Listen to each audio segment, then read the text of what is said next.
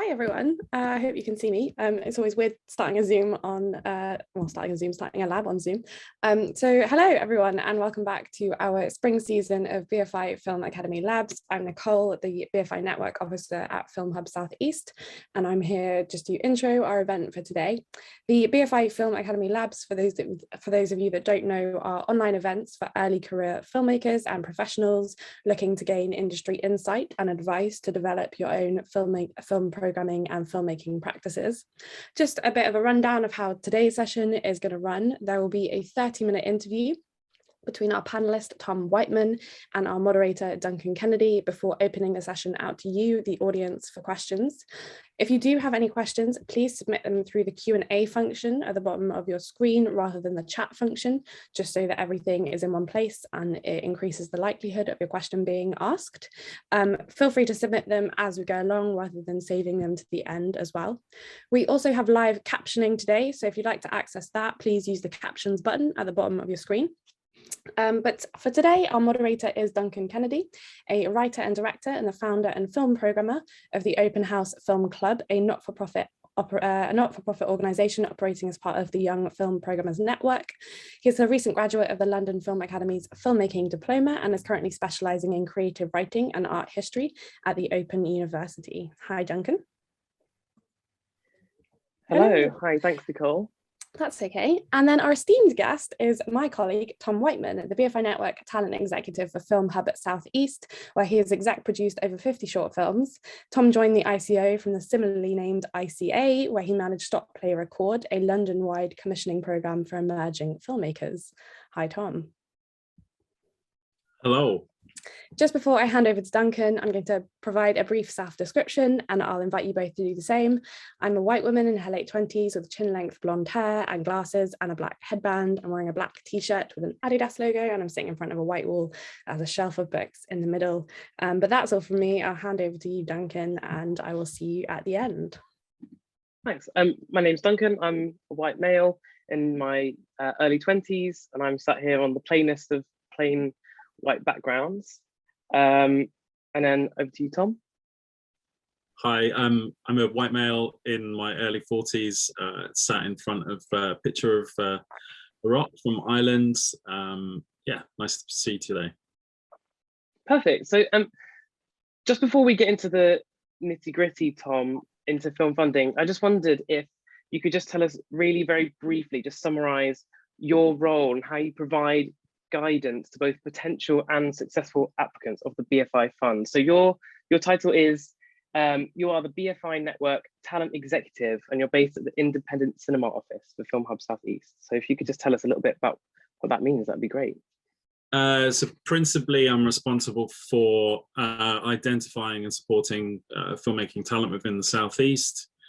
That doesn't necessarily mean that you need to have any prior filmmaking experience. You can just have obviously an interest in filmmaking, and primarily through the two funds that we offer and support, we try and identify talent that we feel we'd ultimately like to support long term via the Short Film Fund or the Early Treatment Development Fund. But as well as that, we've run a program of events and activities over the last 4 years, which is all in aid and to support talent development from the region. So for writers and directors and producers, but also to connecting people together, looking at areas within the industry where people haven't had previous support. So for example, disabled talent, for example, who have had very little support in the past, looking at ways in which we can support them, working in partnership with other organizations across the region.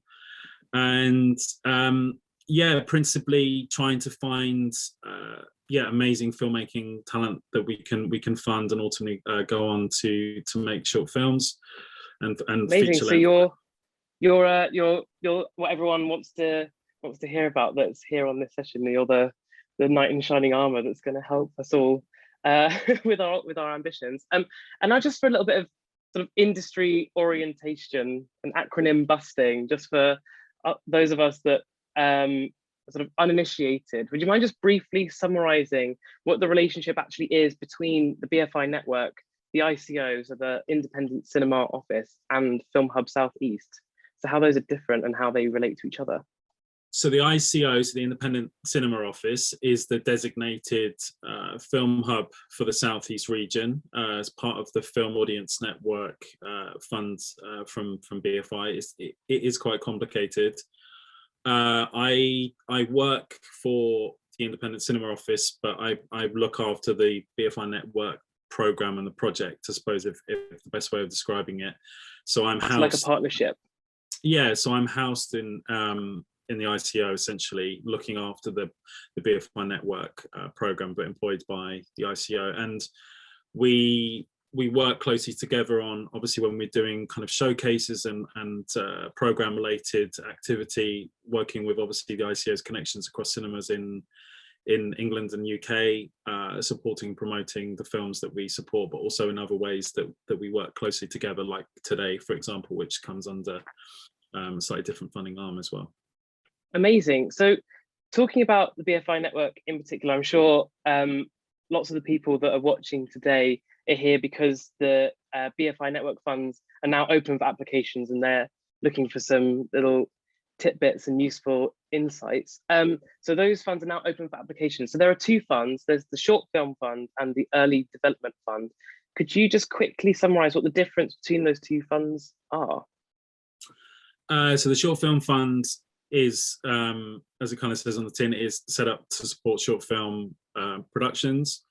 You can apply up to £15,000 for that specific fund. You can also bring in additional funding into it from other areas or private finance, or from other production companies or other funding opportunities that may come your way, or crowdfunding, for example. Short Film Fund is there to support short films up to 15 minutes in length. Ideal kind of length really for short films, to be honest, is between about 5 and 12 minutes. 15 minutes does tend to be quite long, but we do get a lot of projects at that length. And the Early Treatment Development Fund is more for writers and directors, but also producers that have some prior writing experience behind them.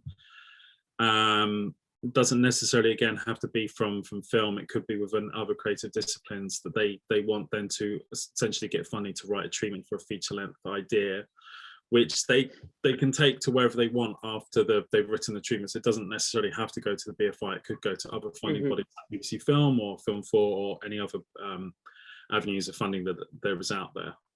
And then aside from the funding, do you also provide support? Like, what else do you get if you're a successful applicant for these funds? If you're unsuccessful? If you are a successful applicant. So if you're successful, there's a whole series of cohort training that happens, because now the funding is within rounds, whereas previously it was a rolling fund.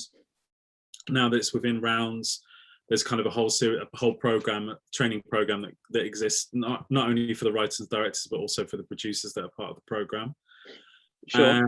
We also, independently of that, within the Southeast, we offer every writer director at least 2 sessions with an independent script editor. So they come in to really work with the talent alongside myself on the development of the script in the pre-production stage.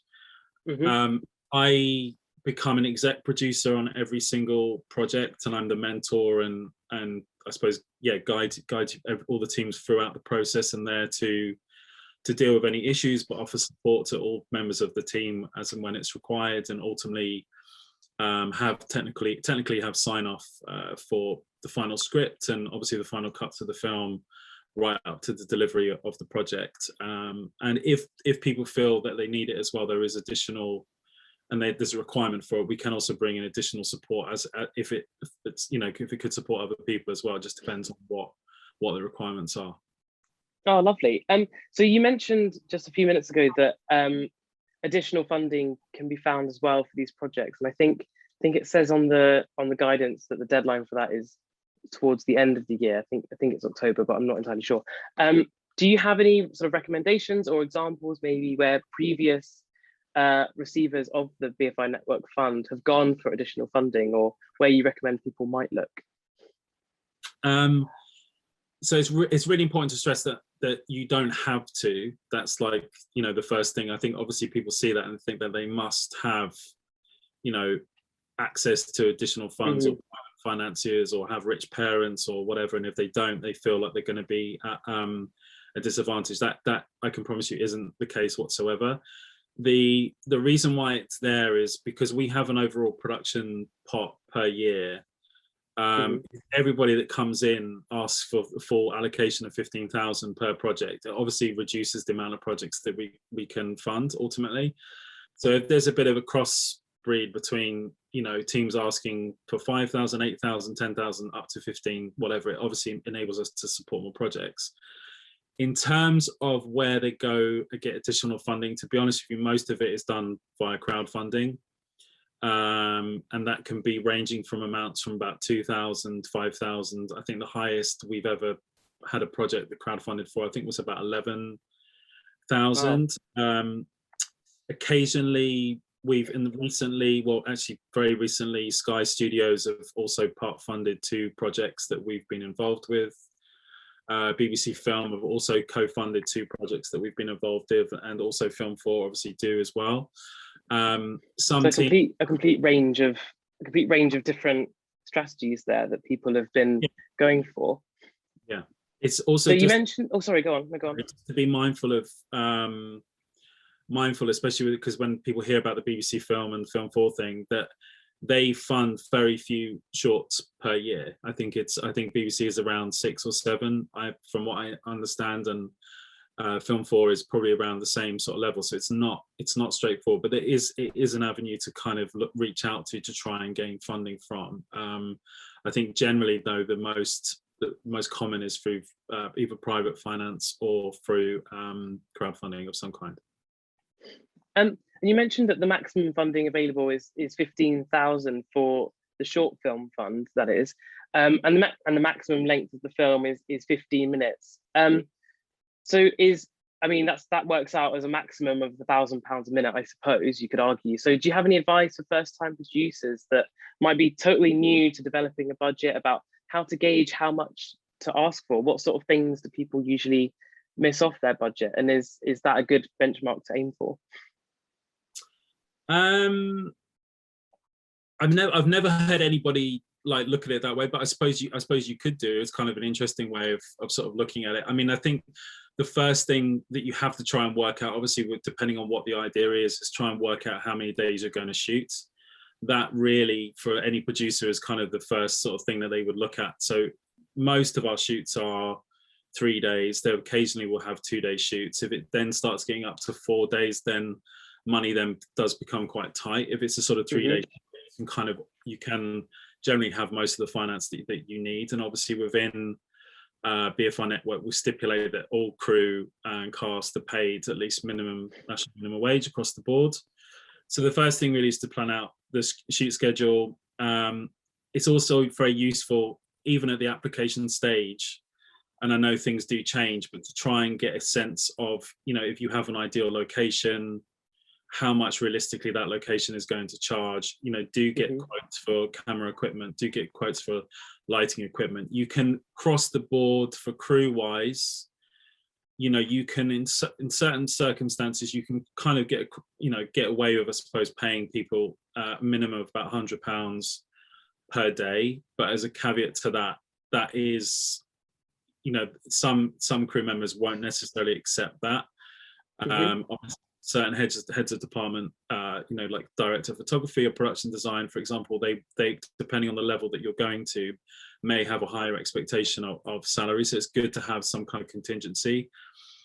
It's also worth noticing, because of COVID and also the kind of the sheer volume of productions that have been taking place at the moment through companies like Netflix and Amazon, that the prices for crew in particular at the moment are quite high, and to bring in crew to short films can be quite challenging, but luckily there is still a lot of love and admiration for cinema, and lots of people do still want on films in particular, so there is always that appetite for it. But yeah, I think where you can just get some realistic quotes, and depending on what your idea is, obviously if it's, you know, if there's huge amounts of post-production involved, especially if your idea is like a science fiction or requires a certain amount of special effects, it's really good to get a realistic sense of, you know, how much that is actually going of cost, because that often can be a big bearing in terms of how the project is assessed. If it essentially isn't realistic, it can actually go against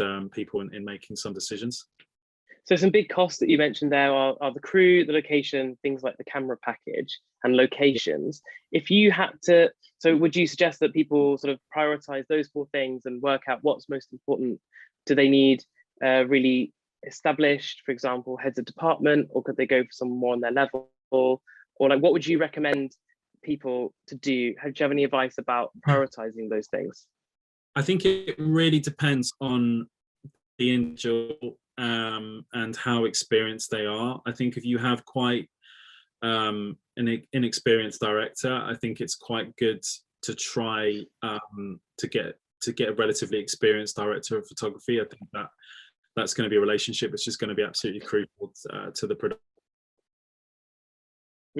Or if there's somebody that just lost you there for a second, Tom. I don't know if it's me or you.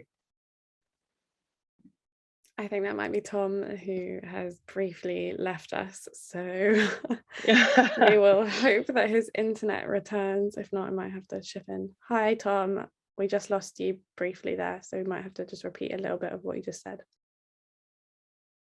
Sorry, I think, is that my internet again? Sorry, I'm a bit concerned that my internet just froze completely. So I could have told on because your face just completely froze. Yeah. No worries. Yes, if you could just go back on that would be really great. What was I saying? Well, could you just talking about prioritizing those 4 things, and you just said before we lost you that if you're a relatively new director, then an experienced director of photography would be quite a high priority, and then we lost you. Yeah, I mean, again, it's an individual choice, and we to be honest with you, we don't tend to enforce anything really. We want to make sure that you're happy and comfortable with the people that you're working with. I think that's the most important thing. But I think if you are fairly new and inexperienced, I think having a couple of people within the crew that have a lot of experience can really be beneficial. But at the same time, if there are lots of people that are coming into the production that have had no prior experience whatsoever, or have very little experience, or people that you really want to work with, that's absolutely fine. Obviously there are lots of talented people out there who have, aren't at, big levels yet, and I think that's really important. The whole point of Network really is to give people the opportunity to develop as well. Yeah, it really. Oh, brilliant! That sort of answers one of my upcoming questions, which is what sort of level of project or creators are you looking for, and like, do you have any advice for people that are asking themselves, am I, or is my script ready for funding? And I guess what you just said there is sort of a yes. You're looking for a whole range of people.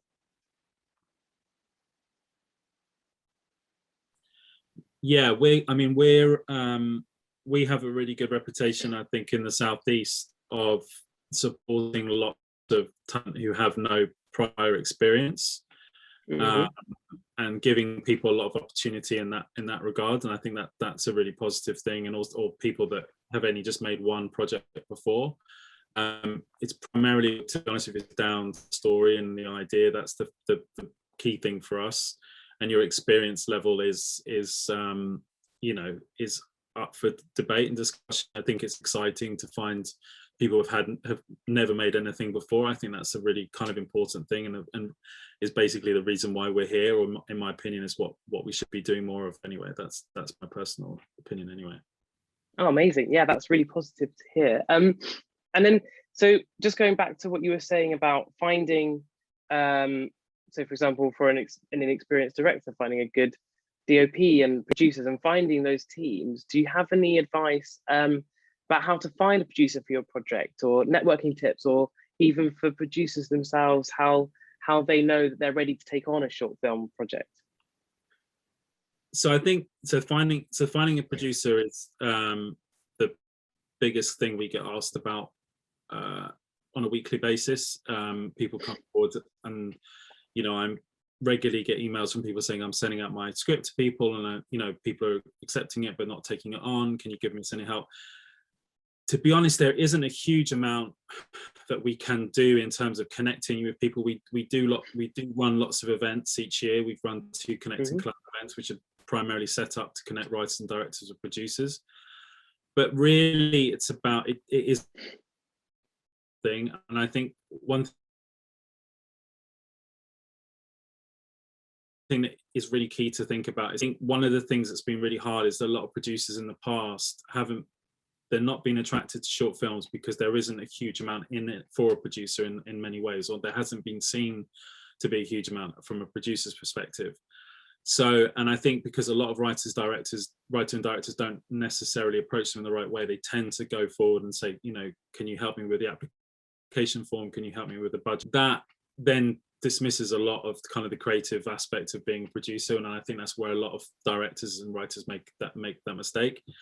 I think it's key to think about how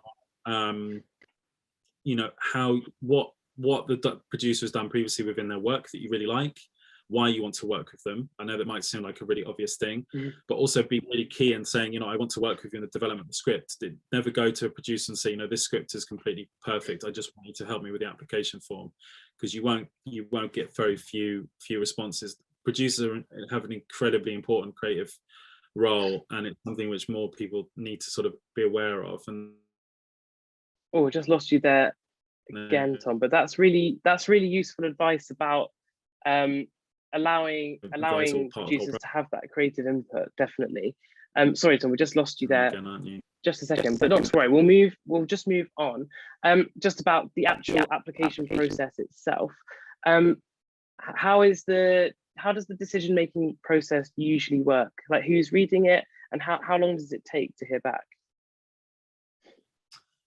Well, the fund closes on May the 2nd, and then the scripts are sent to external assessors to read. So they're independent readers, essentially, from all ages, all across England. From all different backgrounds, you know, and also skill sets and creative disciplines who feed in and write reports to us. And at the same time, and I think we'll do this more this year, we read the scripts at the same time, coincide, and also use those reports to help feed into the decision-making process. In terms of how long it takes, it kind of really depends how many people apply. If it's over 100, which I anticipate it will be this round in particular, it will be a lot more in other regions like London, and now the South East gets the second highest amount of applications behind London.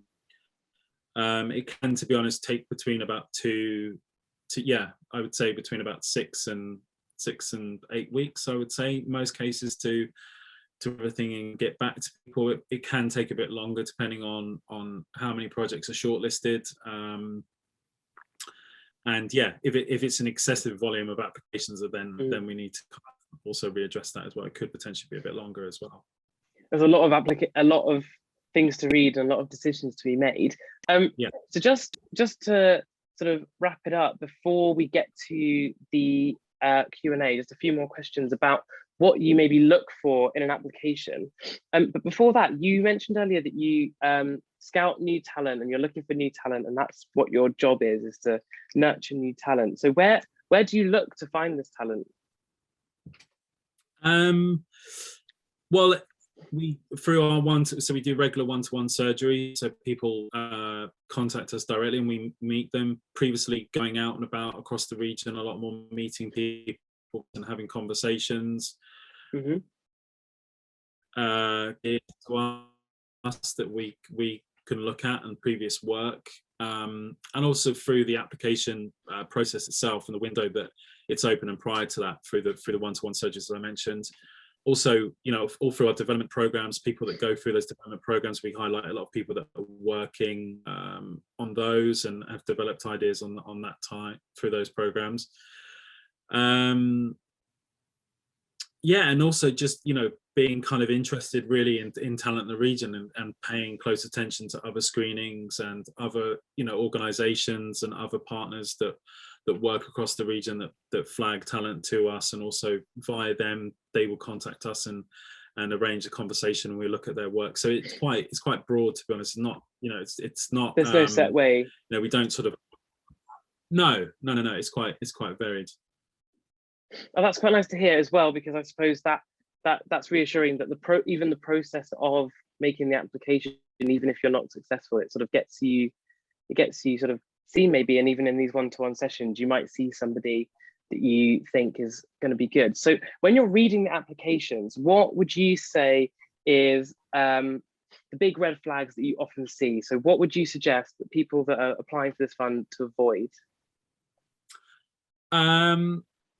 I'll sort of do that in kind of reverse, if you don't mind. So the biggest thing that I would say is that people not having a kind of completed story, or not really knowing what their story is at the application stage. The best exercise that I get people to do all the time, even before really you start your script, and it's relevant now to sort of writing your application, is to write out your story in 3 sentences or less, and really simplify that down as much as you possibly can. Even if you've got the most complicated of ideas, try and keep it as simple, and tell and speak to people about it all the time, and even to yourself. Really refine it. It informs you in terms of writing script. I think often with short films, one of the things where people go wrong is they just try to do too much, or say too much within the time frame that you have. So they will have multiple characters, right. They will have huge areas or themes that they want to address or look at, which is completely fine, but often, to raise an awareness about a certain situation or to flag something is quite difficult, especially when there's multiple things going on.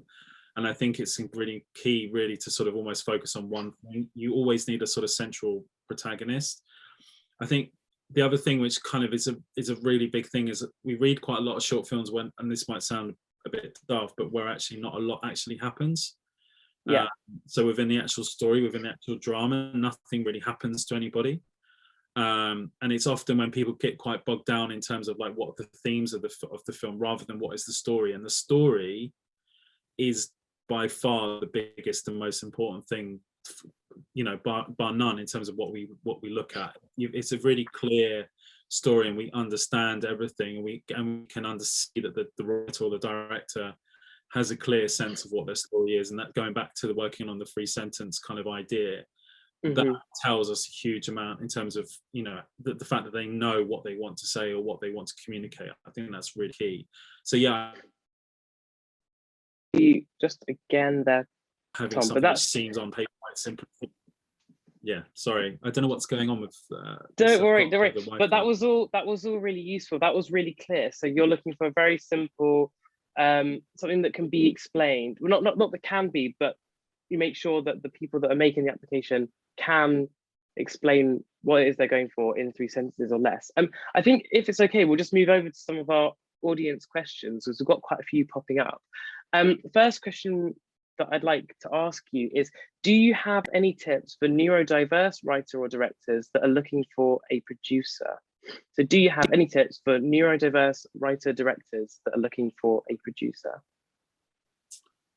I mean, it's kind of it's the same thing really. It's the same for everybody. I mean, there are obviously organizations we work with and support that you can always reach out to, but generally, to be honest, it is, unfortunately, does fall down to the individual finding that person. There isn't necessarily a clear path to reach out to anybody. It is about looking at projects that your previous work that you really like, looking at who's worked on those films, not necessarily just the producer, but looking at who the producer assistant was, or other areas of the crew that potentially people have the right skill set to work as a producer, and reaching out and making those contacts, and also looking back through our producer development programs, for example, and looking at who we've supported previously to see whether you can access them or get in touch with them.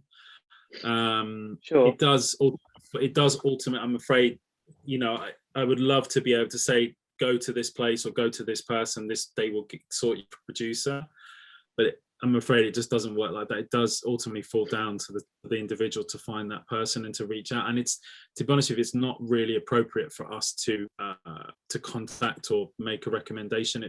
I'd much rather people did the work for themselves independently to go out and find the person they want, because it's your personal decision at the end of the day in terms of building that relationship. Sure, and I think in the documents, the guidance for both funds, there's a link. Actually, I wonder if Nicole might be able to send it in the chat. I'm not sure, but to some advice from the BFI Network about networking and finding producers and writers and directors. Next question. I recently heard that short directors can only be funded once by the BFI. I'm a producer writer, and I just wondered if this applies to those roles as well. So that short directors can only be funded once by the BFI. So is that correct? And does that also apply to writers and producers? No, it's not correct. You can be funded more than once. Albeit it's quite rare, but we have in our region funded somebody twice now, and also another individual who was previously funded from a different region but moved into our region, we also funded as well. Okay. Producers can be funded multiple times, being associated to projects.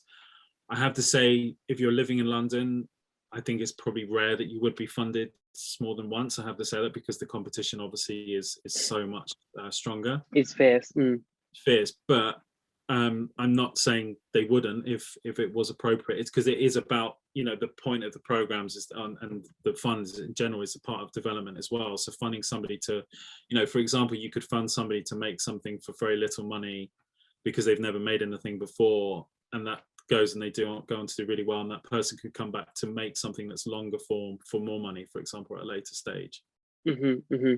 So yeah, okay, I see what you're saying, and that sort of leads into our next question. So you mentioned about if you're living in London, sort of the likelihood might reduce, and that somebody moved into Southeast to apply for this funding. So someone's asked, where do you have to be based in the world to apply? Where do you have to be based?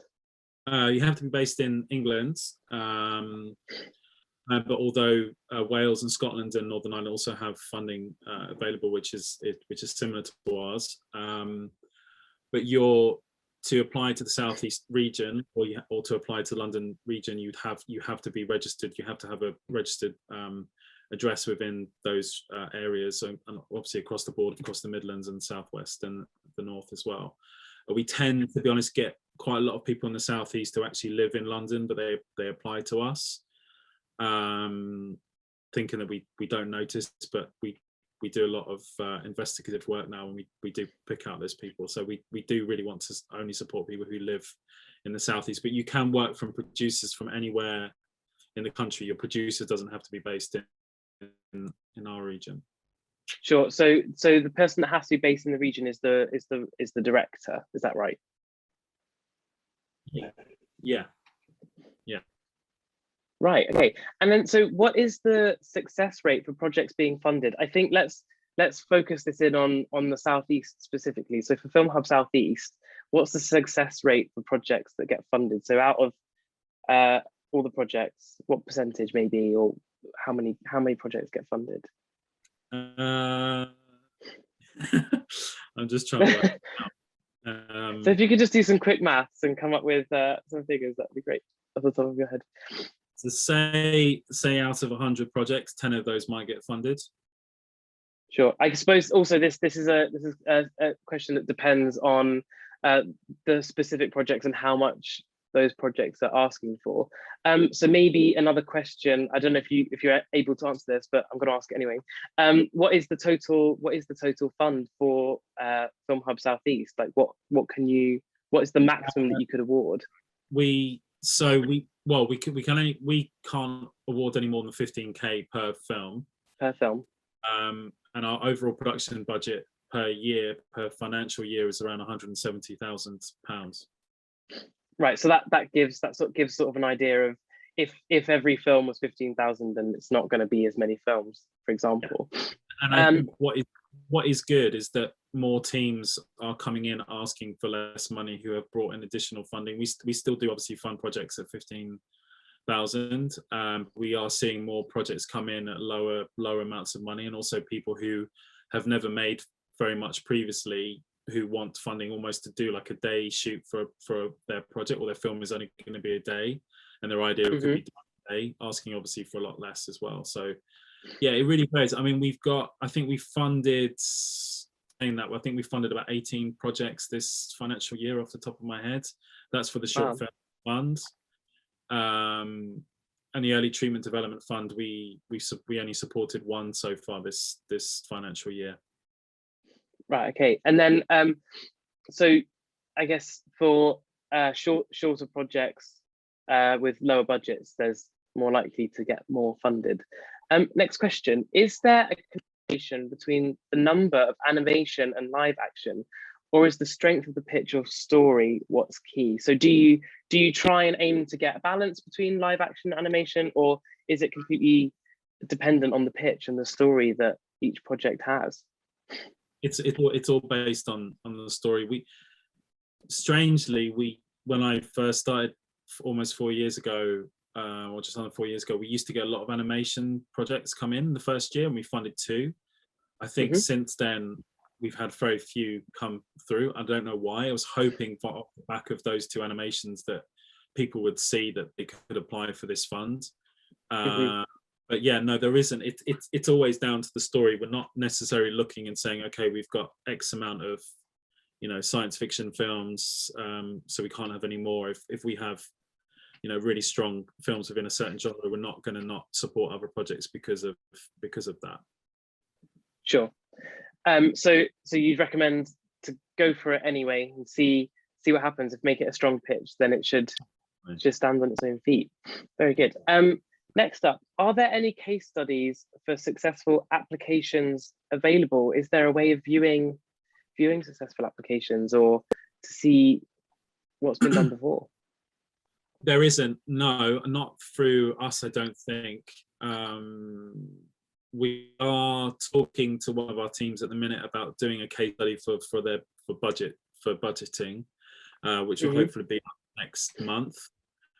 But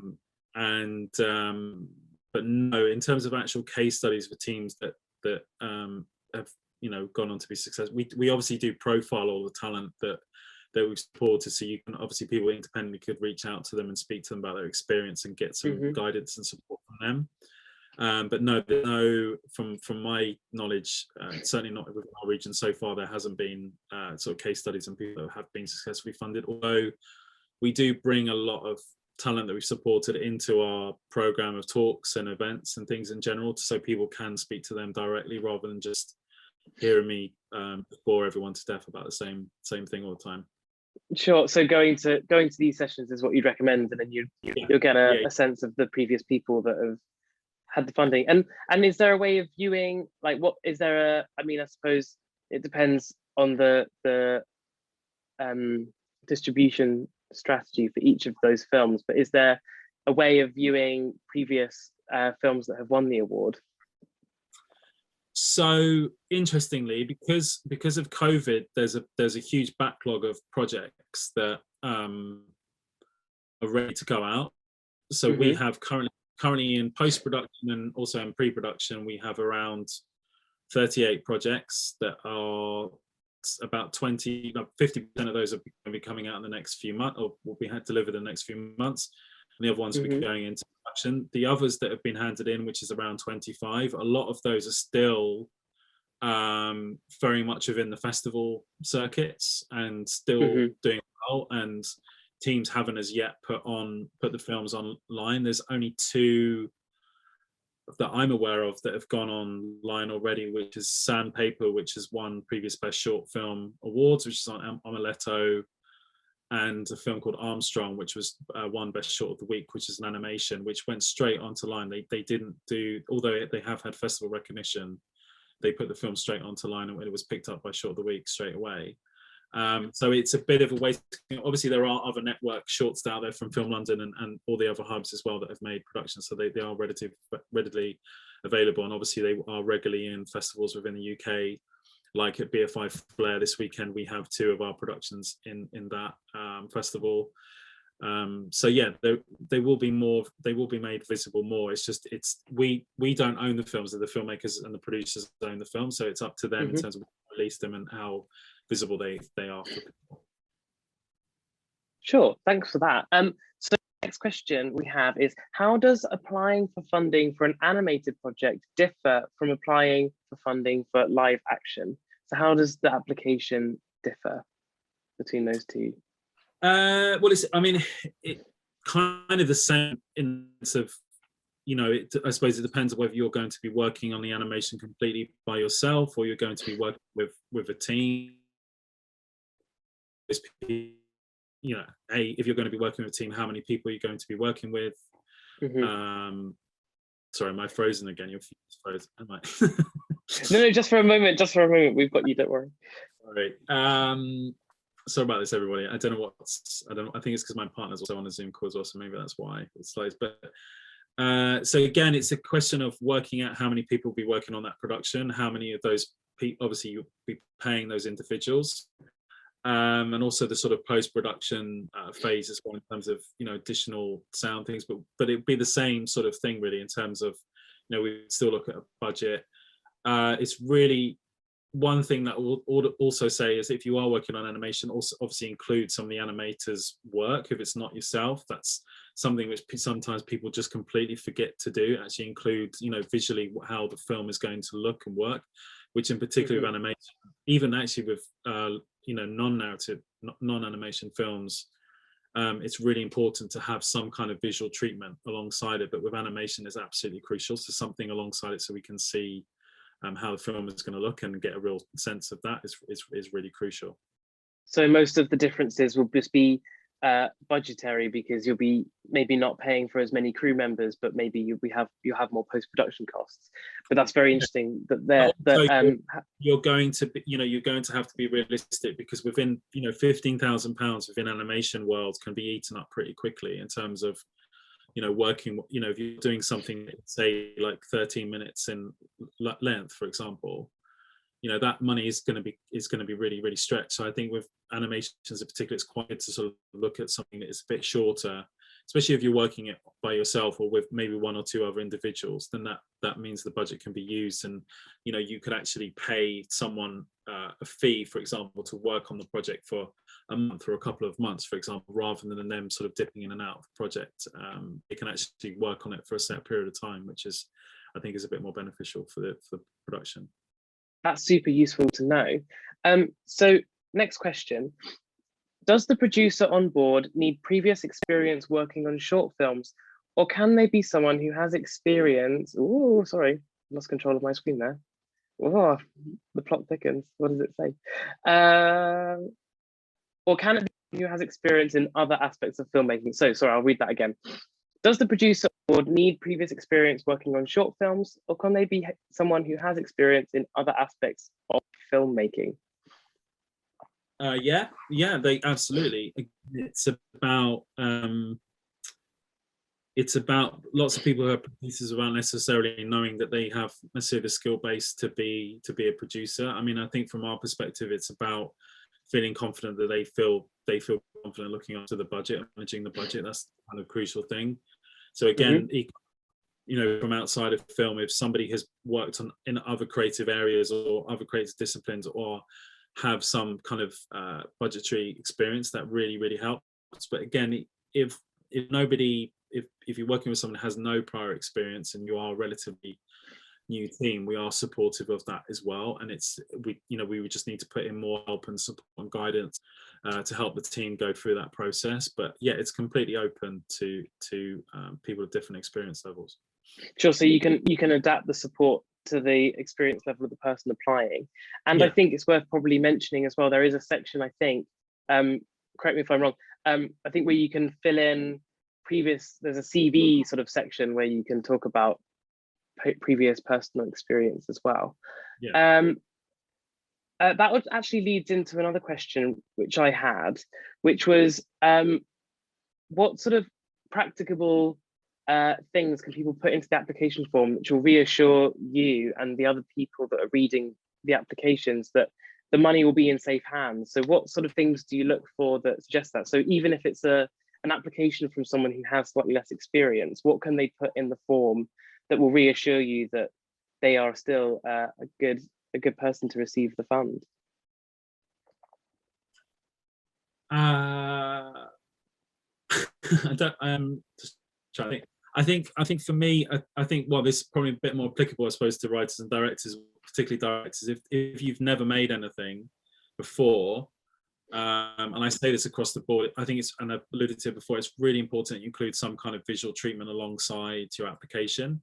If you have no prior work for us to look back on to make an assessment against, it can be quite difficult to get a really clear sense, even though the script might be really strong or the story seems really, really exciting.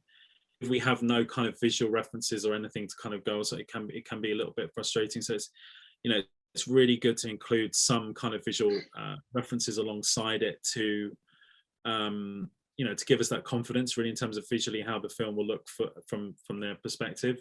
I suppose from a perspective, I think, again, as you mentioned it just then, in terms of, okay, if they don't have huge amounts of experience in terms of managing budgets, what are some of the other skills or experience that they have that could give us the confidence to know that actually this isn't going to be a huge transition for that individual, whether it's work experience or working with lots of different people within a team or looking after any individuals in whatever capacity. It could be quite varied across the board. But yeah, I think just a little bit more kind of, I suppose, information in regards to what your other work experience is in terms of giving us that confidence, I suppose, that you can manage it and handle the whole team and the production. Sure. So a visual treatment is something that seems very important for both animation and live action. So someone here has asked, can you apply to both the short film fund and the early development fund with separate stories and projects in the same round of funding? So can someone apply for both for different projects at the same time? Yes, but you'll only be funded for one if you're selected. Right, so they can apply for both, but you can only be successful for one. And then obviously, like you said, that you can apply multiple rounds. And I guess what that means per round means per year, per financial year of funding. Yeah, right? they would never, they would never double fund. Equally, if you've got a project in receiving funding from the main BFI Film Fund development funding, for example, if you've got that, you wouldn't then get funding from us to make a short film. You'd have to complete that project first, or stop that process, which I don't think people would do, but that they might do in order to make a short film. But you can never receive 2 awards at the same time. Thank you. Next question. Does the actual story have to be predominantly British? Also, if your producer is based, for example, in Ireland, is that held against you? And do all short films have to be completely in English? So obviously, to apply for the fund, you must be living in the region that you're applying for funding within. But does that story have to be predominantly British? No. And does it have to be in English? No. That's a hard no. It can be anything. That's good. Yeah, it's across the board. I mean, we have a production shooting in autumn, which is going to be shot in Morocco, and by a British-based filmmaker who lives in Folkestone, and then other films across covering all different nationalities and dialects. So yeah, it's completely complete. There's no restrictions in that regard at all. So of course, budget permitting, it can be based and shot anywhere in any language. That's really good. Yeah. That's really good to know. That's lovely. Obviously, within limitations of what can be afforded, obviously within that amount of money, obviously. Of course. So out of interest, so I suppose the minute you are filming something internationally, the costs will skyrocket. What's the deal with finding local crew to where you're shooting? So for example, would you need to ship crew over from the region, or can it be crew from anywhere? Just what's the How's that work? So that specific production, obviously the director is based in the Southeast, the producer is also based in the Southeast. I think the intended DOP that they want to work with is also based in the Southeast. Apart from that, or aside from that, I think all the rest of the crew will come from locally, from Morocco, I think, or possibly in other areas close to that country. But that's kind of a rare, really sort of rare exception. We obviously if you are filming abroad, it is quite difficult to bring everybody over. We understand in terms of the financial cost of bringing everybody over from England, for example, to shoot in Spain or Morocco, for example, would be quite costly. So we don't necessarily expect you to do that. But it generally, with your filming within the Southeast region in particular, we do try and ask that you try and obtain at least a percentage of crew from the region to work on your film. And also where you can, and I would say probably about 90% of our films are shot within the region as well. That's really, really important. Sure, because it's all about, I guess, nurturing talent within those regions. Yeah, exactly. Go on. Yeah, sorry, yeah, I've finished, yeah, sorry. Okay. Are there any topics or themes that the Short Film Fund look for specifically in the films? Anything to aim for or to avoid? So are there any topics or themes that you look for specifically? Are there any that you would aim for, or are there any that people should avoid? Nothing to avoid. There's nothing off the table. I think the key thing to, and I sort of never really describe this as well, is always ensure that the story is the key thing that's driving the whole film, rather than the themes of the film.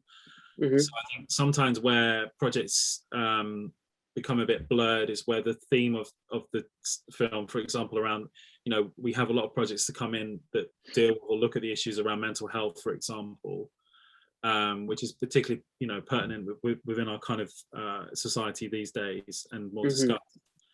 But actually people forget really to kind of tell a story, and the theme often leads the application rather than the story leading the application, if that makes sense. Yeah. So the stories and characters, and ultimately what happens to those people, and ultimately what the story is the most important thing. The themes that come into it and the message and the things that you want to raise awareness of and talk about obviously has a huge importance, but it's always the story is also always the key thing in the drama that unfolds within it. And that's something which we notice quite a lot in terms of lots of projects have come in which are very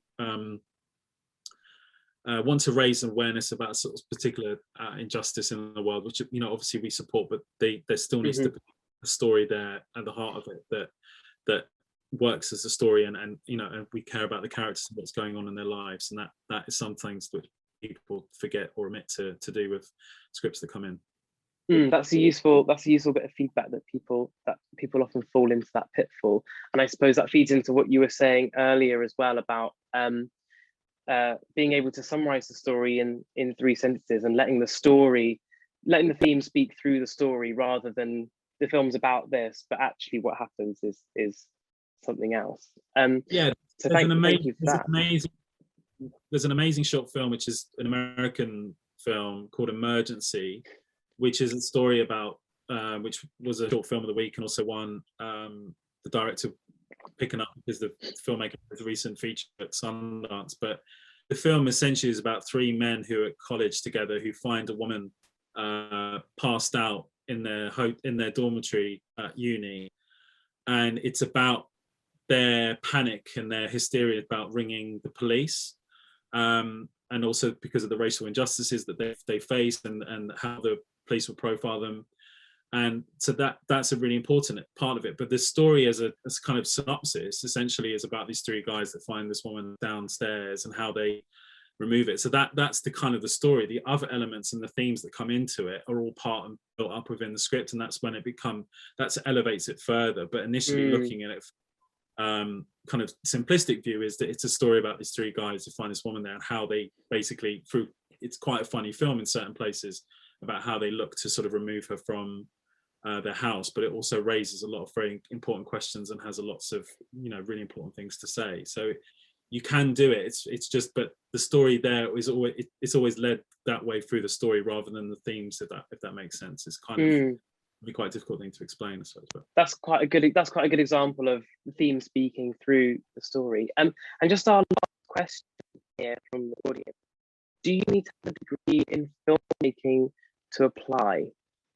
Do you have to have a degree in filmmaking? No, not at all.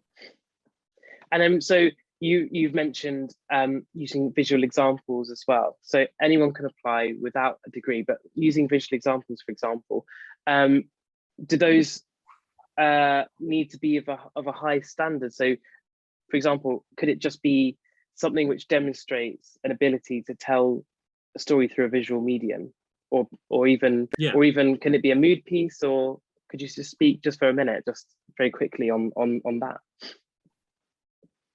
Yeah, just to clarify, you don't need any formal education within film or any other area whatsoever in order for you to apply. You just have to have an interest in filmmaking, and that's what obviously you want to do.